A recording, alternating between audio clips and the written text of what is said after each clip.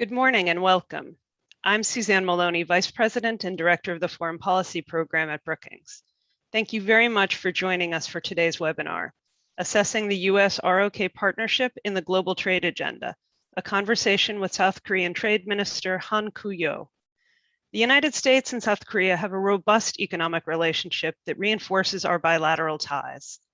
South Korea is the United States' sixth largest trade partner, and the Chorus FTA is America's second largest free trade agreement after the USMCA. This economic engagement is the foundation for bilateral cooperation on a range of regional and international trade and economic issues, from supply chain resilience in the post-pandemic world and standard setting on digital trade and emerging technologies, to bolstering the trade architecture of the Asia-Pacific region and collaboration on addressing the challenges of climate change. There are many areas where US Korea cooperation can play a key role in shaping the global trade agenda. So it is with great pleasure that we welcome Minister for Trade Han-Koo to speak about these issues today. Minister Yo was appointed as Minister of Trade on August 9th, 2021. Prior to this appointment, the minister served in the Office of the President as Secretary to the President for New Southern and Northern Policy, and was the Deputy Minister for Trade Negotiations from 2019 to 2020. He also served as Minister Counselor at the Embassy of the Republic of Korea here in Washington from 2017 to 2019. Following Minister Yo's remarks, he will engage in a discussion with Andrew Yo, the newly appointed SK Korea Foundation Chair in Korea Studies at Brookings. We will be taking questions from viewers, which can be submitted via email to events at brookings.edu or via Twitter at #KoreaTrade. Minister Yo, it's really an honor to host you this morning for what will be an important and timely discussion on the state of US-Korean relations and the global trade agenda. We look forward to hearing your remarks. The floor is now yours. Good morning, everyone. Thank you, Dr. Maloney and Dr. Solis for the introductions and hosting my appearance with Brookings. I want to congratulate Brookings for hiring my long-distance cousin, Andrew, to chair the Korea Studies program. Actually, we have never met, and while my comments about being related are not substantiated, chances seem high, given there are only 52,000 years in Korea, and 2 years rarely meet a work setting. And the odds we share a panel all the way in Washington is astronomical. Maybe today is the day to buy a lottery ticket. It's been a while, a little more than a month since I took office, and I'm very pleased to visit Washington, D.C. For my first official trip as Trade Minister.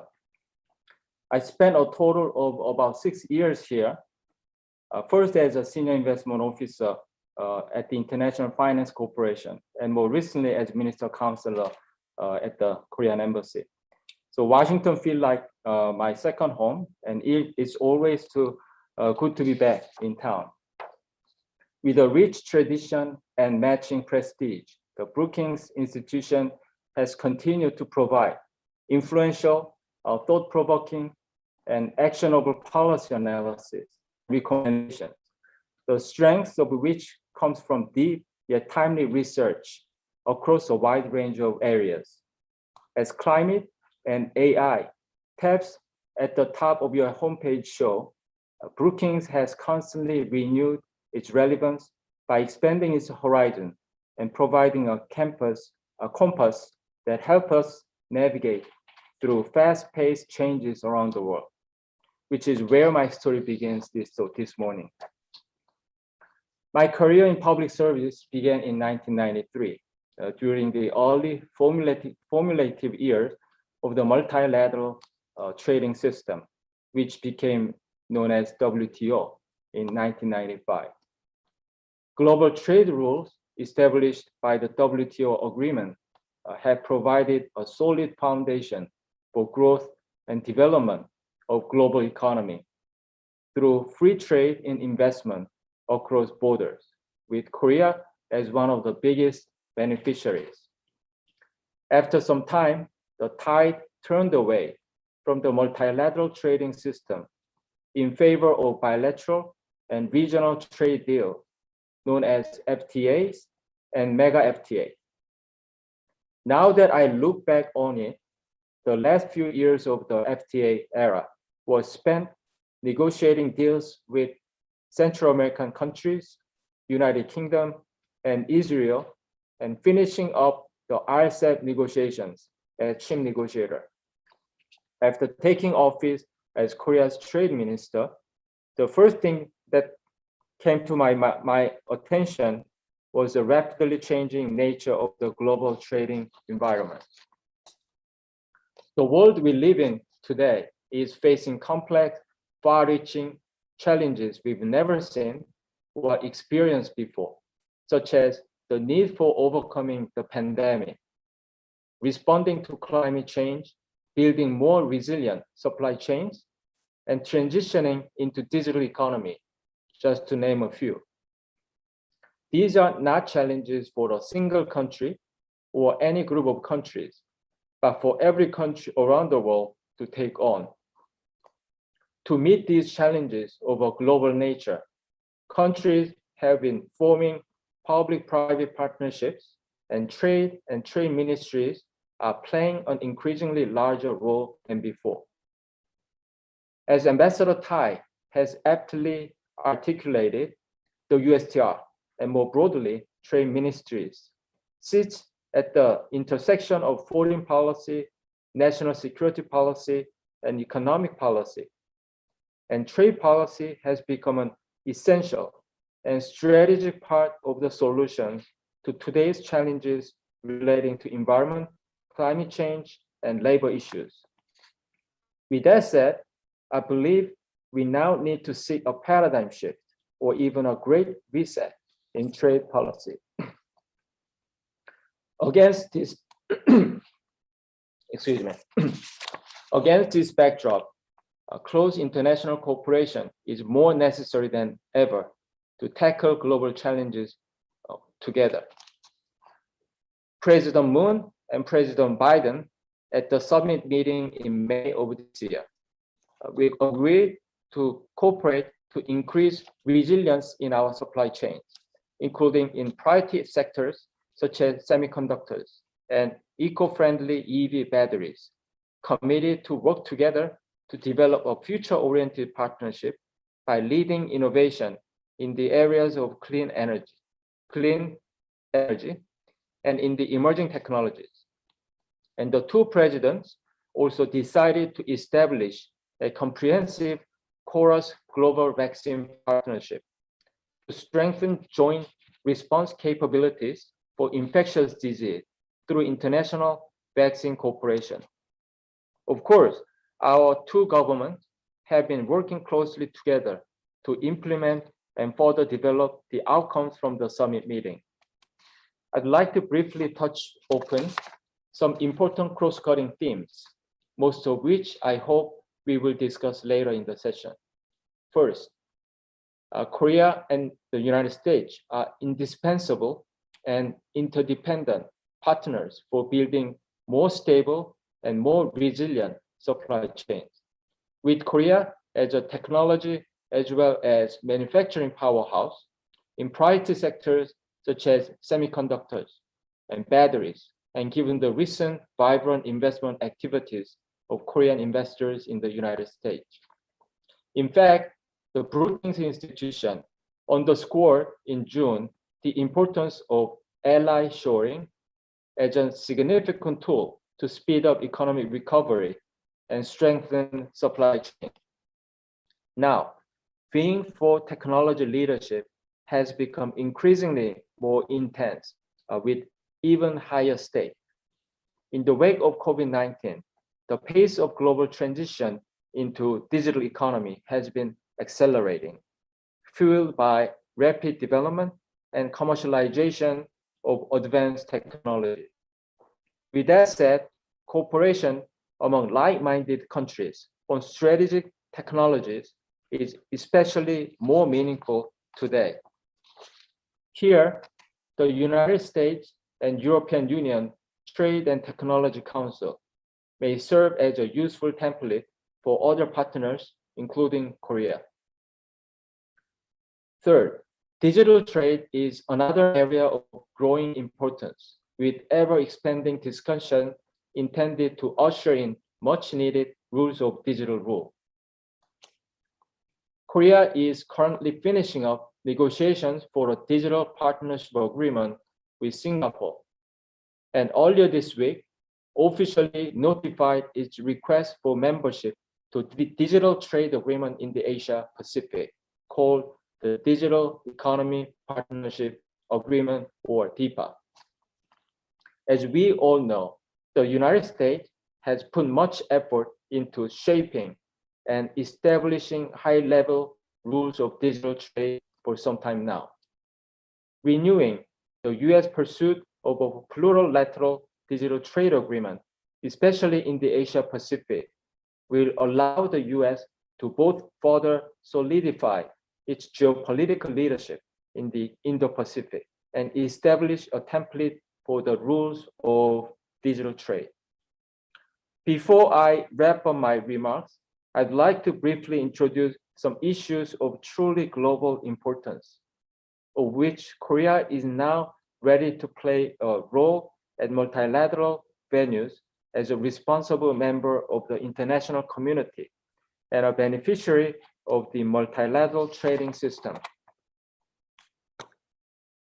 Fourth, amid the coronavirus pandemic, Korea and the United States established the KORUS Global Vaccine Partnership, through which various public and private sector cooperation strategies are being discussed. With its number 2 biopharmaceutical manufacturing capacity, Korea will contribute to global vaccine efforts by scaling up vaccine production in a speedy manner, with a view to putting an end to the pandemic as soon as possible and the global public health crisis. Fifth, our two countries have been leading efforts to address climate crisis through our respective hosting of the P4G Seoul Summit and Leaders Summit on Climate earlier this year. As we continue these efforts, it is important to ensure that climate change responses on the part of each country do not act as a trade barrier and remain consistent to global rules of trade. Accordingly, Korea has been actively participating in the WTO level discussions on new multilateral environmental rules. Sixth, finally, there is impending urgency among WTO members as all three pillars of the multilateral trading system face a structural crisis. Together with others, including the United States, Korea will continue our best to achieve tangible outcomes at the biannual WTO ministerial planned for later this year, so that the WTO can renew its relevance in light of today's new evolving international trading environment. I'm fully convinced that close bilateral and multilateral cooperation based on strong ROK US alliance will provide powerful impetus as countries around the world put their heads together to meet global challenges. Each and every topic we plan to cover this morning are rich in both depth and breadth. With that, I will now give the floor back to Director Solis and Professor Yeo, and I look forward to benefiting your insight today. Thank you very much. Minister Yeo, thank you so much for your very insightful remarks. You provided us with a very rich set of issues, and I'm sure that we'll have a really very interesting conversation to follow up. We're really delighted to host you here today at Brookings, and it's really a special occasion to have you with us because it's also the inaugural event of our new SK Korea Foundation Chairing Korea Studies, as was mentioned before. And I have to say, I was truly delighted to learn that there might actually be even a distant family connection. So it does feel like a very special session. I would like to just introduce now our new colleague here at Brookings and welcome Andrew to the Center for East Asia Policy Studies and the Foreign Policy Program. Andrew is also a professor of politics at the Catholic University of America. Andrew has a very rich research agenda, as can be seen from the fact that his new book, State, Society, and Markets in North Korea, will be published very soon. We look forward to discussing in yet another session that research. And his current work focuses on South Korea's role in the Indo-Pacific region and how South Korea can support a rules-based order, of which, of course, trade and a sound economic architecture are fundamental ingredients. So I would like to turn the virtual floor over to Andrew, who will engage in a conversation with Minister Yo. Andrew, over to you. All right, well, thank you, Maria, for that kind introduction. I'm honored to share the screen with Minister Yo Han-Koo for my first public event at Brookings as the SK Korea Foundation Chair. And I was gonna keep it professional and wait to mention perhaps the relational link, but I actually do think Minister Yo is a distant cousin or perhaps an uncle just based on his name. My Korean name is Yo and Yo, just for the minister's information. So I do think that we are distant relatives. But to turn to the topic for today, which is trade. Trade relations are a vital part of U.S.-South Korea relations, but unfortunately one that is often overshadowed by the security dimension. But as you mentioned in your remarks, Minister Yo, trade policy has become closely intertwined with strategic and security issues. So Minister Yo, we're delighted that you can join us this morning to shed some more light on trade and economic issues that have a bearing on the United States and South Korea. So we have about 25 minutes before we move on to Q&A. So let me just jump right into my first question by starting with the chorus agreement. In some ways, with security, the Mutual Defense Treaty, the security is what the chorus is to U.S.-Korea trade relations.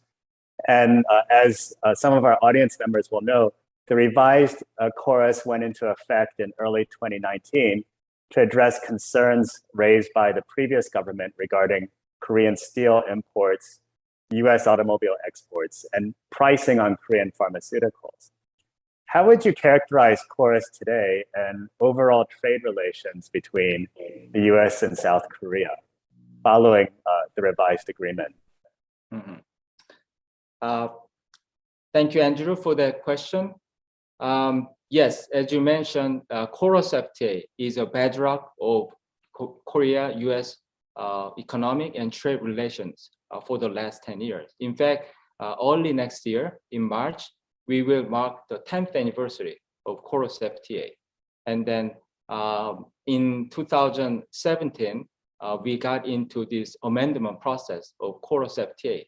Actually, I was at the Korean embassy around that time as minister counselor and deeply involved in negotiating this amended chorus FTA. I think what I can say is that thanks to this chorus FTA, two countries' trade and investment have really flourished for the last 10 years.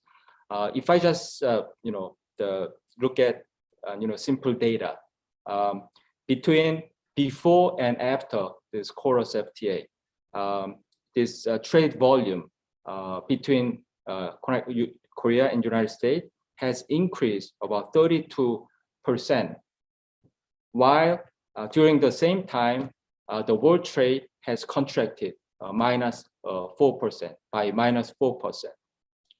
And if we just look at before the pandemic and after the pandemic, the world trade contracted, not surprisingly, by 11%, minus 11%, whereas our bilateral trade remained almost the same level. So I think it's one of the examples that the chorus FTA help weather these up and downs in the global trade and economic environment. And also, it's no doubt that the chorus FTA has been very useful to both countries in expanding the trade in key areas of interest. For example, let me take some example, from U.S. perspective, I think some of the key the product for export to Korea from the United States, beef, and also automobile. If you look at the market share of American beef in Korea market before the Chorus FTA in 2011, the market share about 40%, and number 2 after Australian beef. But now the U.S. beef market share is 60%, number 1, overtaking that of Australia. And when it comes to the American automobiles, the market share before Chorus FTA in 2011 was around 8%. Now it went up to like 15.2%. So now I see more and more American cars driving in the avenues of Korea or Seoul. So I think this is just one of example that how this Chorus FTA framework really help bolstering and expanding the trade between two countries. And right now, the Korea is the United States' 6th largest trading partner, and then United States is Korea's 2nd largest trading partner. So I'll stop here. Yes, those are interesting statistics because beef and automobile are certainly items, products that the U.S. very much cares about. So to hear that it's gone up, it's almost doubled with American automobiles in Korea, and that beef has gone up 50%. That certainly is a positive sign. And of course, it's difficult to ask, how any trade agreement that was revised, pre-pandemic and then during the pandemic, how it's improved. It's a difficult question to ask, but as you mentioned, despite the pandemic, we haven't seen a decline in trade, so that's taken as a good sign. The Chorus is really what enables the U.S. and South Korea, I think, to really talk about complicated issues today, like supply chains. And so that is something I want to talk about. If anyone's been following the media, I know that you had engaged with the U.S. Trade Representative, Catherine Tai, earlier this week. But what are some more tangible or concrete steps that the U.S. and South Korea can take to protect supply chains, particularly in the Indo-Pacific region? Or what are some, I don't know if you're privy to share some of the insights, but are there any tangible steps that you think can be taken that you can share with us in order for both countries to protect supply chains? Thank you, Andrew, for that question. I would characterize the supply chain, connected between Korea and the United States as really interdependent and indispensable with each other, as I mentioned in my, the opening remark. In fact, during this May summit that I mentioned between two presidents, there were strong emphasis on this importance of supply chain in key strategic industries such as semiconductor and batteries. And also during the May summit, Korean companies in these areas of strategic industry, they pledged investment almostly amounting $40 billion in the U.S. In state of Georgia, in the state of Michigan, in the state of the many other different states. So I think we are very much connected through this supply chain resilience, and it's important for trade authority of both countries to do what we need to do to keep and develop further this supply chain. Let me take one example.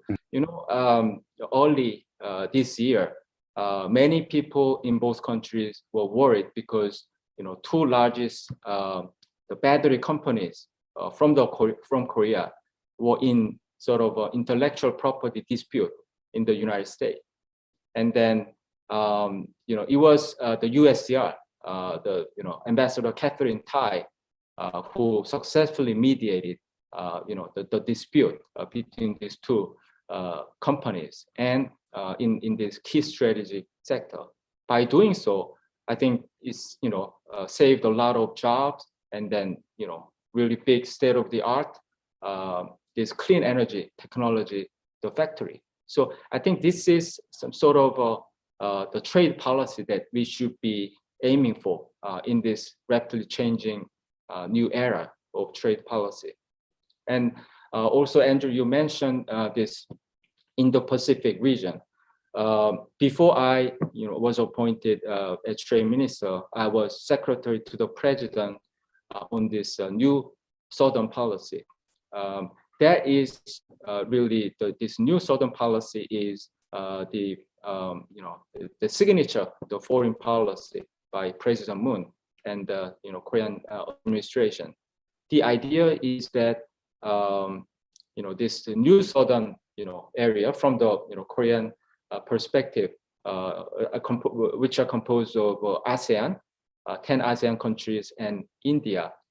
They are very strategically important partners for Korea in terms of this economic, commercial term, but also in terms of this people-to interaction, culture, and also this the geopolitical and foreign policy perspective.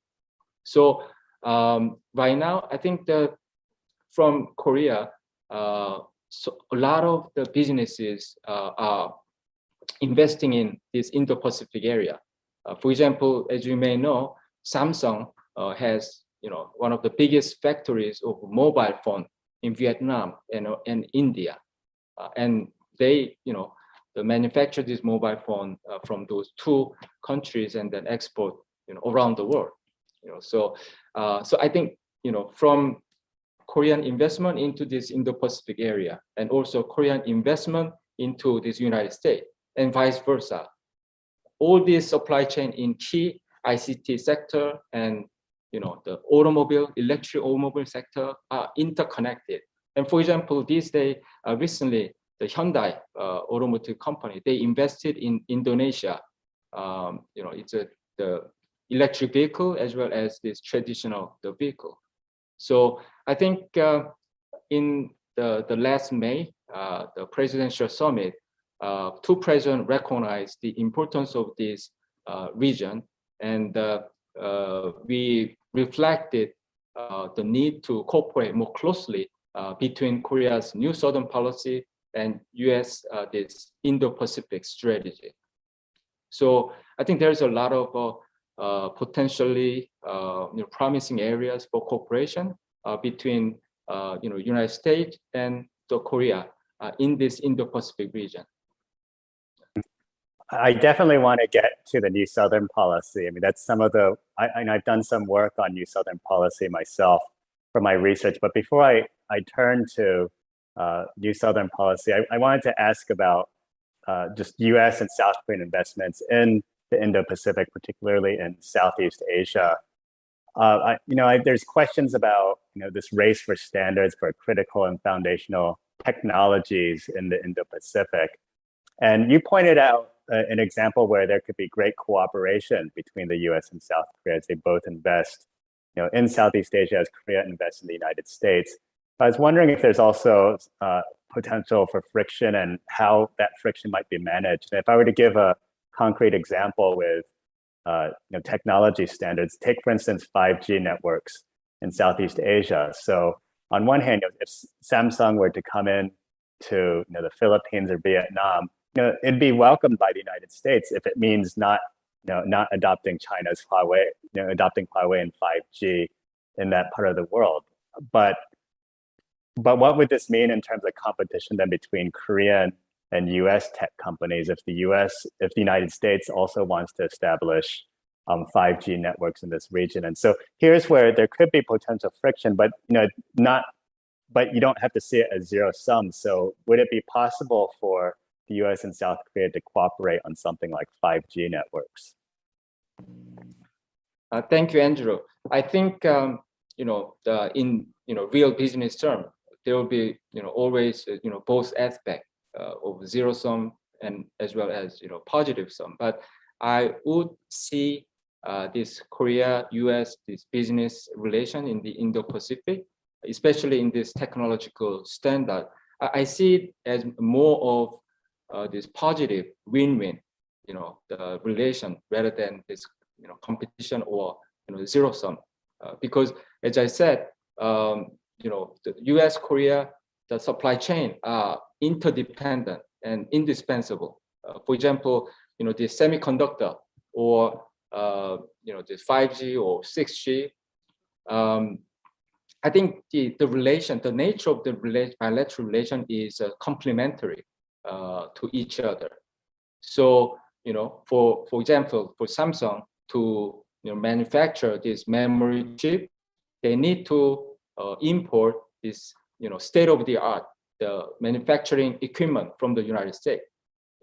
And I think 5G or 6G as well, this fundamental key technology are owned by US companies. And I think in general, Korean companies are good at commercializing and operationalizing those technology into more commercial the usage. So I think there is a complementary by its nature. So in Indo-Pacific, by the way, I completely agree that the technological standard are strategically very, very important. How we set up this new technological standard, especially in emerging new technology, will really set the scene for decades to come, in competition in this critically important technology. So in the Indo-Pacific area, I think there's more room for collaboration between Korean and American companies. Yeah. Okay, thank you for those comments. And this is where I believe the New Southern Policy, or the NSP, comes into play. And it's interesting that this has been the signature policy, one of the Moon government's signature policies, but it's only more recently that I'm finding policy experts in Washington giving this much more attention. I think in the last 3 weeks, I've been invited to 2 upcoming events about the New Southern Policy here in DC. But as for those that aren't familiar with the NSP, it really does bolster relations with Southeast Asian countries and with India. And the NSP can really help mitigate potential vulnerabilities by reducing South Korea's trade dependence on China and diversifying options for trade, production networks, and investments. I wanted to just first ask what your overall assessment is so far on the economic aspects of the New Southern Policy, particularly as it relates to ASEAN trade. Thank you, Andrew, for that question. Yeah, definitely, I think this Korea's New Southern Policy, is helpful in terms of diversifying our foreign policy portfolio as well as our economic cooperation. In this trade, the area, in fact, our trade volume with China is about 25% of our total trade volume. Mm-hmm. So I think it's a bit, the big exposure to one country. But our number 2 trading partner is actually, as I said, United States, mm-hmm. and it's I think it's less than half of that, the 25%. So I think it's about 12% or lower, the year by year. But I think ASEAN is really populous, the region, and also it's a very young. Their middle age, the middle age of the population is very young, countries, and mm-hmm. Also the middle class is rapidly increasing, and there's big potential for future economic growth. So right now we find that these aggregate terms of our trade volume with the ASEAN is increasing, over time. So in aggregate terms of ASEAN, ASEAN is our number 2 trading partner. So I think that the percentage of our trade volume with ASEAN is about 16, 17%, but over time it's increasing further. So I'm not surprised to see that ASEAN in some day plus India could be number very close number 2 to our number 1, or overtake number 1 at some point. So I think from economic perspective, diversifying our trade portfolio, I think would be beneficial for many countries involved in trading with Korea. May I jump in here and just ask a clarification question with ASEAN-Korea trade? So you're saying as an aggregate, Korea trade with ASEAN as a whole, it can rise. Within ASEAN, though, would you happen to know which countries are the largest trade partners? I know Vietnam accounts for a large share of the ASEAN trade, but what are some of the other countries that constitute a large percentage of ASEAN-Korea trade? Yes, exactly. As you pointed out, our trade with Vietnam is the largest. But I think right now what's happening is that also inside, this the trade between Korea and ASEAN, there's also diversification trend is happening, inside ASEAN. So I think more and more business are paying attention to new markets like Indonesia. Recently, many Korean companies like Hyundai, POSCO, and the many other companies invested in Indonesia, and also Philippines, Thailand, Singapore. Those are and Malaysia. I think those are the kind of top 5 among these 10 ASEAN countries. And Korean, the trade policy. What we are trying to do is we have this RCEP, the framework, which we concluded the last year, and then we hope that could take into effect from early next year. And also we have this Korea-ASEAN free trade agreement, which we had concluded 10 years ago. And then to add to this, we have a strategy of engaging key ASEAN partners on a bilateral term. So we have bilateral FTA in addition to all these mega FTA. We have bilateral FTA with Vietnam, Singapore already.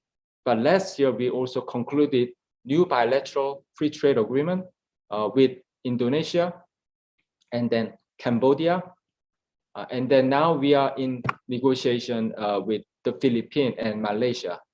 So I think in that part of the world, still this trade negotiation going on, and then I think that could really contribute to this, expanding and vitalizing this trade in the region.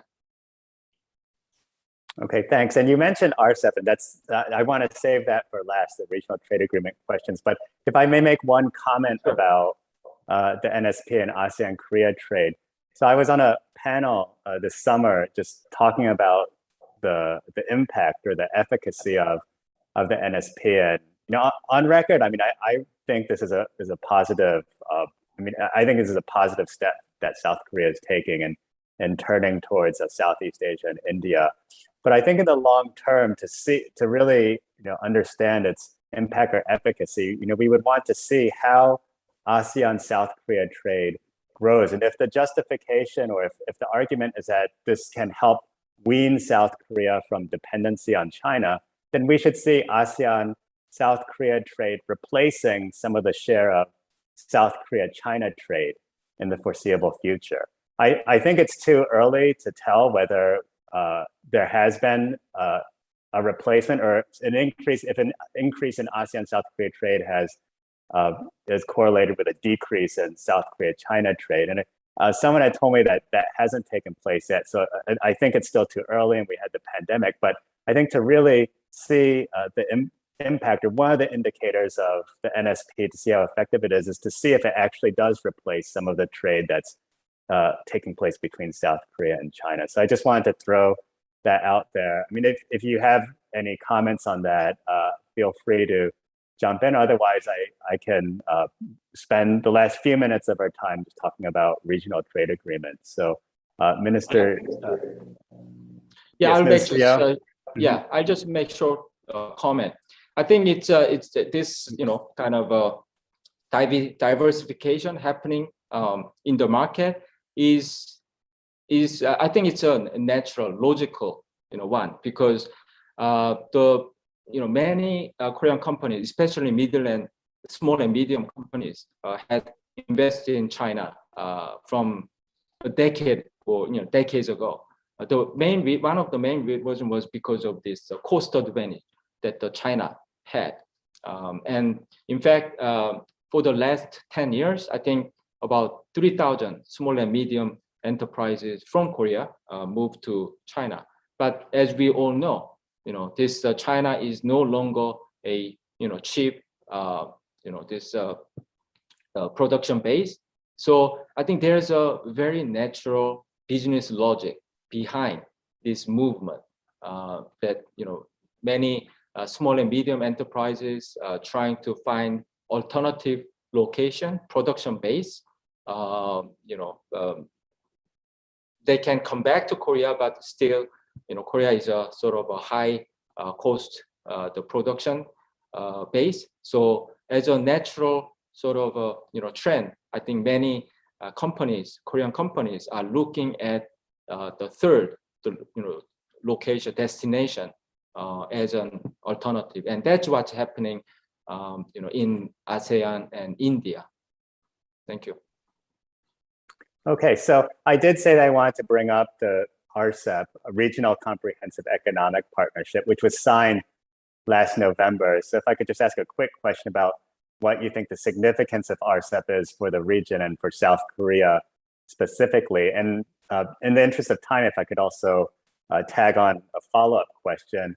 We have the RCEP, but what are the prospects for South Korea joining the CPTPP, the Comprehensive Partnership, Trans-Pacific Partnership? And we know that President Moon had mentioned in January that there was that they were open to the CPTPP. But if you could give us any updates about that. Thank you for the question.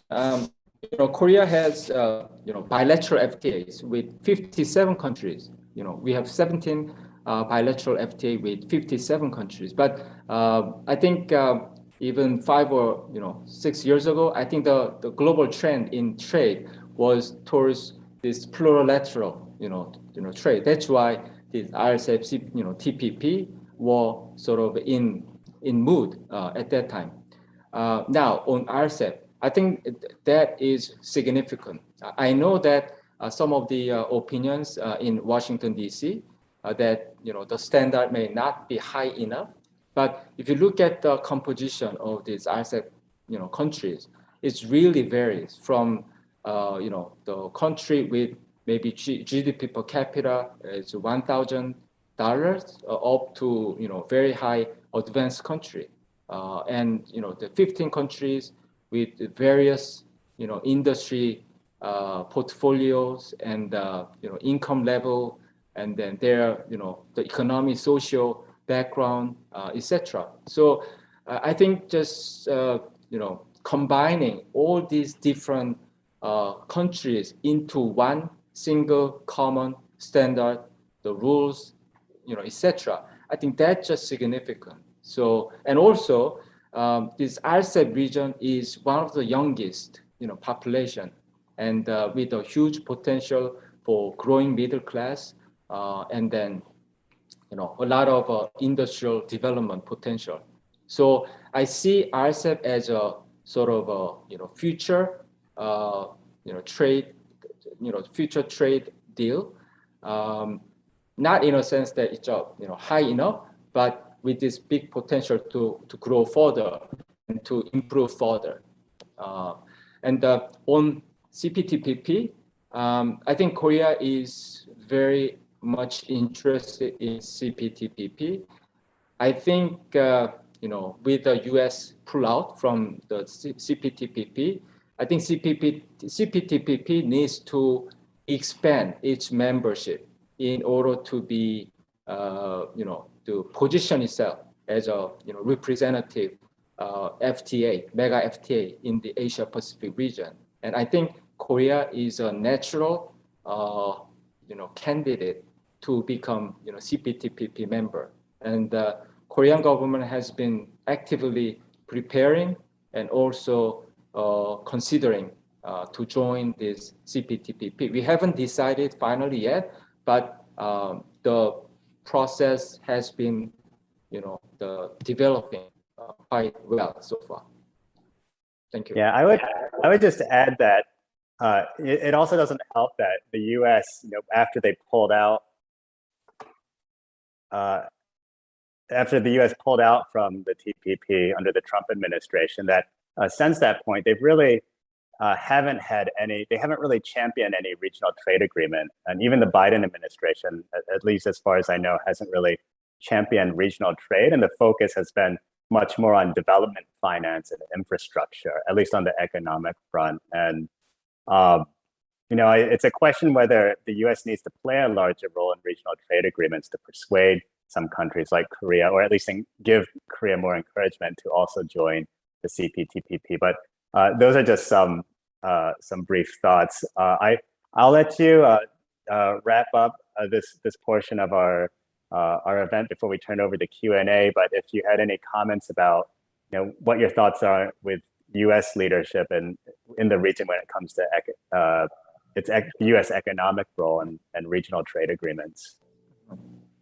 Thank you, Andrew, for that question. I think U.S. leadership in setting the new trade rule in the world, in particular in the Asia Pacific, is critical. I think the TPP is a good example. Think about the before TPP and after TPP. Before TPP, the common trade rule in the Asia Pacific was not high enough. But I think U.S. came in to join this P4, who started from these 4 small countries in the region. But by U.S. joining this P4, it really expanded into this mega TPP. And during this TPP process, this U.S. Distinguished U.S. excellent negotiators, they raised the standard, and then the rules of all these trade in different area really raised the bar high in the region. And then unfortunately the U.S. pulled out, and then the rest of the remaining countries changed it to CPTPP. So I think from this TPP example, we can see how critical the U.S. leadership in the Asia Pacific in new trade rule setting is. So I think I've lived in Washington long enough to understand the political dynamic in Washington. But I think it will be critical for U.S. to play more active role in the region, especially if the TPP is not an option. I think this new digital trade would be a next big thing. So I hope that U.S. Could play a more active, this formulating role in the Asia Pacific, especially in the digital trade area. Yeah, I absolutely agree. I do think the U.S. could be doing playing more of a role in the trade area. I want to now pass our virtual baton back over to virtual microphone back over to Maria. I know that there's already some questions that were in the queue before the event. So Maria, back over to you. Thank you, Andrew, and thank you, Minister Yo. I've been really enjoying this conversation, and it's true that there are several questions from the audience. I'm going to abuse my privilege as moderator and ask you the first question, if I may, Minister Yo. And I really found it really illuminating that you started and you ended your remarks with a reference to the multilateral trading system and the WTO.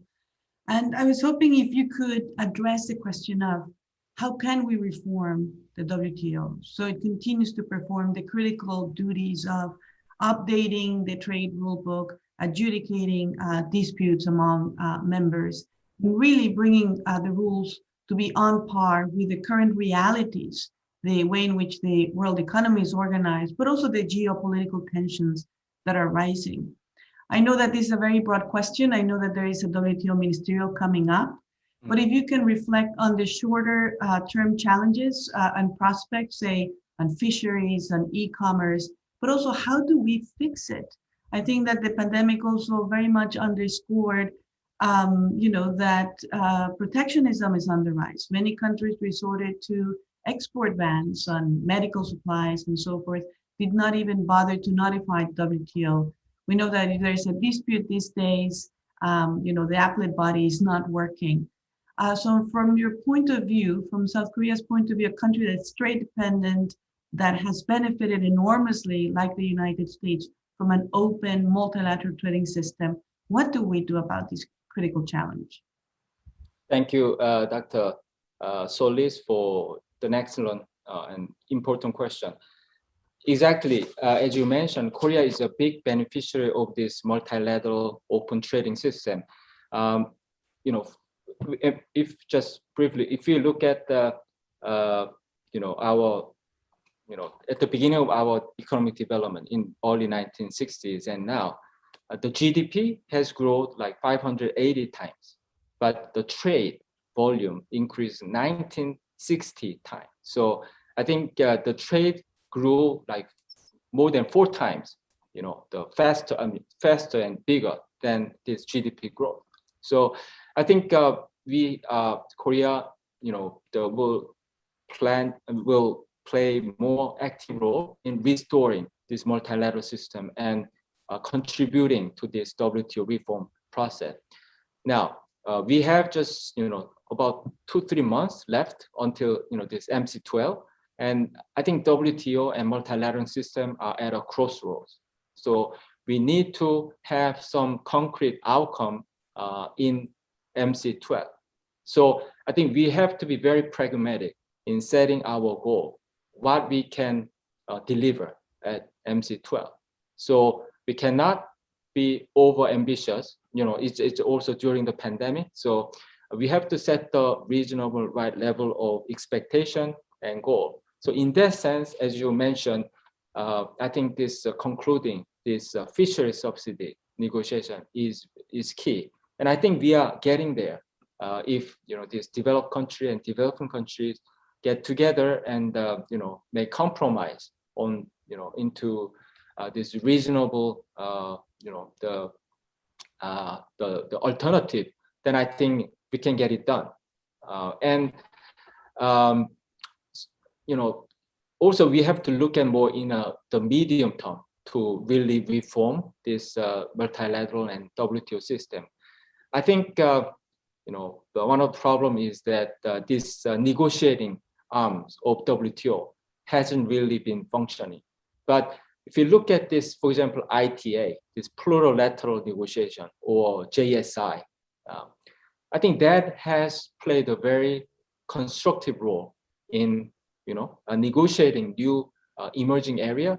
For example, ITA, Korea believe that ITA has really contributed to developing this ICT sector and then spreading the benefit around the world.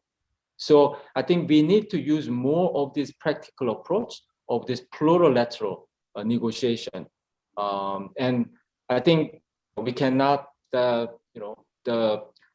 big achievement in this the JSI or this plurilateral negotiation by MC12. But I think if we look ahead up to MC13, I think we can find meaningful initiative to start in a practical manner. So thank you. Thank you very much. That's really insightful. Now I would like to bring some of the questions from the audience, and to add a preface to this, I think that we're in an era where economic security has become a primary concern for policymakers around the world. And it has to do with the significance of emerging technologies, the fact that many of them are dual-use technologies. There's a growing focus, if you will, on the localization of manufacturing.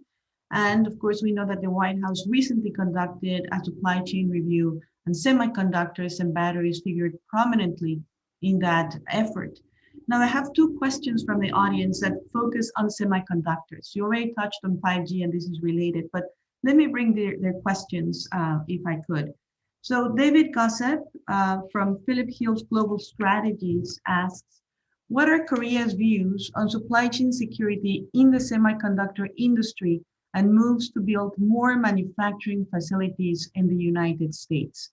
And related to this, Kat Lucero from MLX Reporter asks, to address the semiconductor shortage and bolster the supply chain, what are the United States and Korea doing other than engaging in dialogue? How much are the two countries aligning export control regulations? I may add, how much are they adding FDI screening? How much is economic security now central to the bilateral agenda? How this plays out in a strategic sector like semiconductors? Thank you. That's a very strategic question and also difficult question. As I said, I think this semiconductor is a key strategic area, which will determine many of these new emerging technology as well as industry. So that's why I think every country, every region is trying to localize the manufacturing facility of semiconductor. But I think the reality is that any one country or any one region cannot have all of this value chain, all of the supply chain in semiconductor. So I think we have to be realistic. We need to really develop this resilient and stable supply chain in semiconductor rather than trying to have all in one country or one region. So in that sense, I think this supply chain has developed over like decades, the decades. So, but one of the changes that before, I think if there's a number one principle in this the semiconductor supply chain was the efficiency. The efficiency was the most important. But I think going forward, not just efficiency, but also the stable, the resilience, and also sustainable. I think all these new principles matter to this semiconductor supply chain. So I think in that sense, when we develop the supply chain related industrial policy or trade policy, I think we have to keep that in mind, that we need to pay a new attention to this sustainability and stability and also this resilience. I think between Korea and United States during the last presidential summit, we agreed to establish this supply chain task force between countries. And then I think in some specific areas of semiconductor, also we are beginning to formulate this task force structure so that we can see what we can help achieving this objective through this the government policies. Yeah, and then I mentioned this TTC, Trade and Technology Council between the US and the European Union. I think that's an important development because they're trying to use this combination of trade and technology a way to address all these economic security issue, including export control, investment screening, the more traditional trade policy. So I think in the world there's a tendency that the like-minded country or this the like-minded country which share values together tend to synchronize all these tools for energy security. So I think that's also a notable development that we can look to. Thank you. Thank you very much, Minister Yo. I know we're almost out of time, but I would like to ask you one question and be very unfair and giving you just a minute to answer, but it's an important one. This comes from Brian Goldbeck, who's a retired Foreign Service officer. And he asks, how do you assess the bilateral trade and investment relationship between the ROK and China? And if I can add to that, China is also pursuing a self-reliance policy, trying to increase self-sufficiency in critical sectors, the dual circulation system, and so forth. How would that impact the nature of the trade relationship between South Korea and China?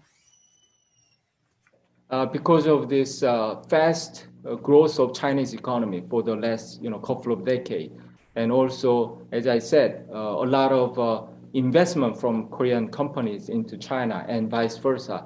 I think Korea and Chinese economy are also interconnected. So I think we need to develop in a balanced manner, taking into account this new global environment that we are facing. As I said, there are some of the diversification trend from China to other countries, but also, any companies need to locate their company in the consumer countries, and also many U.S. companies want to stay in China despite all these things going on. So I think we need to look at all this in a holistic manner and then find a balanced approach. Thank you. Thank you. I really appreciate these very insightful answers. Andrew, you have the last word. Thank you, Minister Yo. Yes. Sure. Well, this has been a really insightful panel this morning. Minister Yo, thank you so much for sharing your insights on critical trade issues. And I also want to thank our audience for tuning in. I know it was a little bit early on the US side, but wherever you are in the US or in Korea, we just thank you again for being able to join us. So with that, I'll just wrap up. And again, thank you, Minister Yo, for taking time out of your busy schedule to speak with us. Thanks for watching. Be sure to like and subscribe for more videos from Brookings.